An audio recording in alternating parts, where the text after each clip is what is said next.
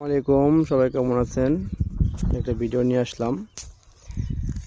এই যে এগুলো হলো আলু ক্ষেত। আলু উঠানোর পরে যে নাড়াগুলো থাকে তা আলুর জমি, আর ওই সামনে যে নীল নীল দেখা যায় ওইটা হলো ধানের জমি, ইরি জমি আর কি বলা হয়। এই যে আলু উঠানোর পরে যে ময়লাগুলো থাকে, আবর্জনা নাড়া থাকে আর কি, নাড়া বলি আমরা। এই যেগুলো আগুন দিয়ে জ্বালায় দেওয়া হয়েছে যাতে পুড়ে যায়। এই যে এগুলো জ্বালায় দেওয়া হয়েছে আগুন দিয়ে।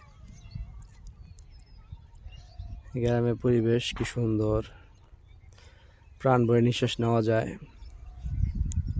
দেখুন এই যে আমাদের জমি, এই যে এটা আমাদের জমি। এই যে নাড়াগুলা পুরা হয় নাই, অনেকদিন পরে আসলাম জমিতে, তাই 10-15 বছর পর আসলাম।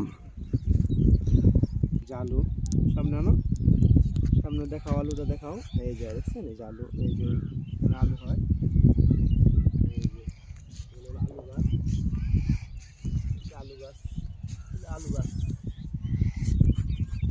আলু গাছ, এই যে আলু গাছ, এই যে আলু গাছ। সামনে আসো বাবা, দেখাও। নাড়া, সেটা আমাদের জমি। প্রায় 15 বছর পর আসলাম এই জমিতে।